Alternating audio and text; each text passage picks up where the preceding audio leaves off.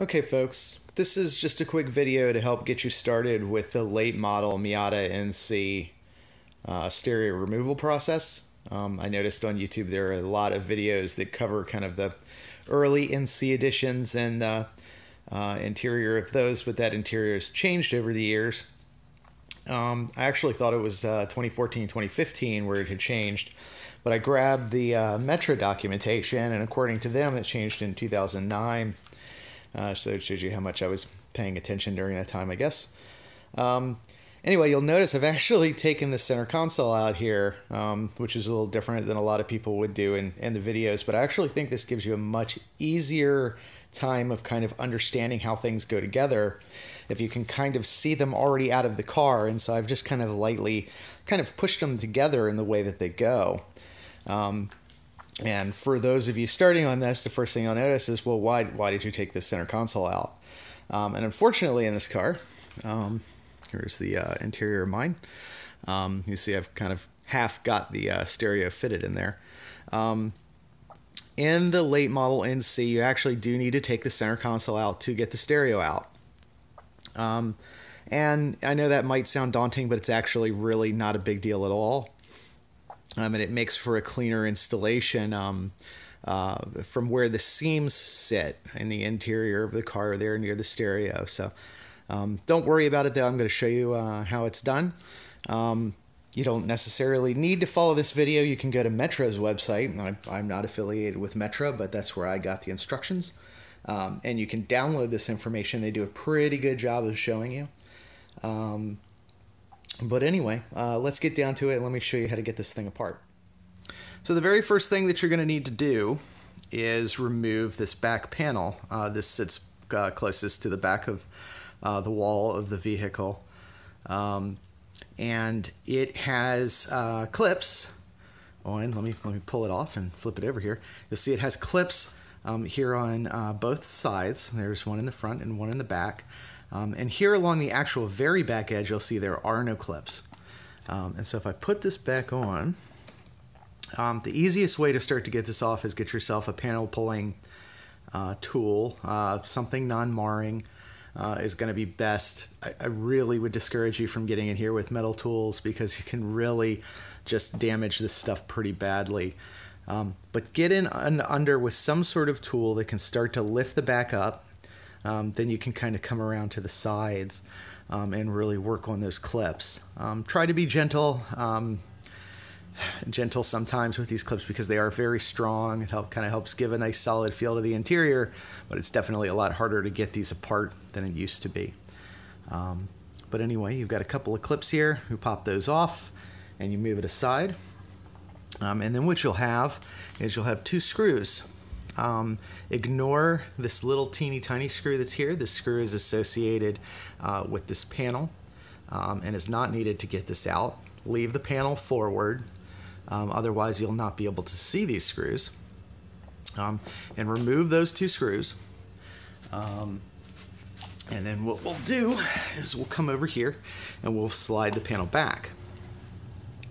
When you slide the panel back, you're going to have a little divider in here, which you can pull out. And then below that, you'll have kind of a little cup holder liner that's not glued down or anything. You can just lift that out and take the time to clean it while it's out. And then that will expose one more screw hole. And you go ahead and unscrew that. That's the only thing holding this in here other than clips. And you'll see what I've done is I've taken the other two screws that I removed from the back portion, put those in here. Close this up, and now I won't lose those. Now, the emergency brake here is not held on with anything. It just slides over and is sitting snugly on the emergency brake. So all you kind of have to do is work that up as you remove it. The gear shift knob, for those of you who've never removed one before, it's righty-tighty, lefty-loosey, standard stuff. Spin it left to remove it. It might be a little bit snug, but it loosens up pretty easily. Spin it off, set it aside somewhere safe so that you don't scuff the leather up or the pleather, whatever it's made of. And then what you end up doing is right up here near the front. I'm gonna This is a concrete floor, and I don't want to mar the back of this. I have to be careful here. What you'll see is there's a whole line of clips right along the front edge, and that's kind of what's holding the front on. There is one little clip under here. This little electronic device here is your window actuator switch, and it does have one clip as well. I don't believe there are any other clips here in the back. So mainly what you're going to be focused on, that clip will almost come off so easy you won't even notice. These are the ones you're going to want to be mindful of. So if we flip this back over in the direction it would normally sit, you're going to want to kind of get your finger and your thumb and kind of pop it up, and you want to pull it straight up as you do it. You don't want to you don't want to incline this, because all of those clips will bend, and they'll also bind up on the connectors on the back side here. So pull straight up. The whole thing will just pop right up, and then all you need to do is slowly work this free. This basically just sits on the top of the gear shift, so that comes right off. And then do keep in mind there is a clip under here that's holding your electronics in. The part of the pins that you'll need to push, there's one on this side, and then there's one that'll be easily exposed right here where kind of my thumbnail is, and then that will lift up and out of the way. This whole thing probably will take, gosh, I don't know, if with the video and knowing exactly where you're going to push and pull and unclip things, it shouldn't take you more than, say, 5 minutes to get it out. It's really a very quick process. That will expose these other screws here and clips, and this is I don't know if it's obvious here, but this is where your cigarette lighter or your 12-volt power is, and your aux port, depending on the model that you have. And possibly your heated seats if your model had that.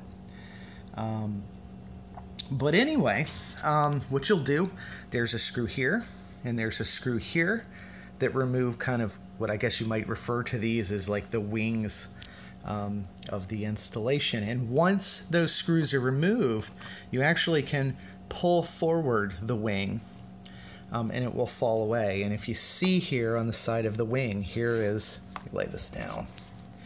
You've got kind of a clip here, a clip here, a clip here, another clip here, and a bit of a clip right there. And it's the same on the other side.